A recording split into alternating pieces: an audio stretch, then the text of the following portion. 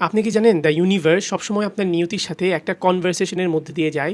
আপনার নিয়তি এবং আপনার বিশ্বাস একে অপরের ঠিক সমান্তরালভাবে চলে। হ্যালো হাই, আমি কামাল জাত। আজকে আমি আপনাদেরকে আপনার নিয়তি এবং সেলফ লাভ নিয়ে আমার একটা ছোট পার্সপেক্টিভ শেয়ার করব। দেখেন, আপনি যদি আপনার সত্তার সাথে পুরোপুরিভাবে অনেস্ট থাকেন, তাহলে আপনার নিয়তি আপনার জন্য যেটা ভালো সেটাকে আপনার দিকে টেনে আনবে বা আপনার থেকে দূরে সরিয়ে দিবে।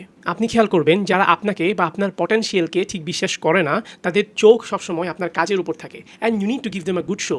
মনে রাখবেন, এমন সময়ে আপনার মাথা থেকে সবথেকে ভারী যে ওজনটা আপনি নামাতে পারবেন সেটা হচ্ছে অন্যের মতামতের বোঝা। আপনি এখন হয়তো যে লাইফটা কাটাচ্ছেন সেটা কোনো এক সময় আপনি খোদার কাছে খুঁজে বেড়াতেন, বা আপনার লাইফের কোনো একটা ফেজে আপনি এমন লাইফ খুঁজে বেড়াবেন। আপনি যদি এখন গ্রেটফুল থাকতে পারেন, দেখবেন খোদার দয়া আপনাকে আবেষ্টিত করে আছে। আর পৃথিবীর সবচাইতে আকর্ষণীয় শক্তি হচ্ছে নিজের এনার্জি বা অরাকে ভালোবাসা। আমি এটা বিশ্বাস করি, পৃথিবীতে আপনি যখন কোনো একটা কিছু হারান, সেটা আপনার জীবনে একটা শূন্যতা বা ভয়েড সৃষ্টি করে ভবিষ্যতে আপনার জীবনে কোনো একটা নতুন জিনিসের জায়গা করে দেওয়ার জন্য। আপনি এটা বিশ্বাস করে আগান যে আপনি লাইফে যাই করতেছেন সেটার একটা পারপাস আছে।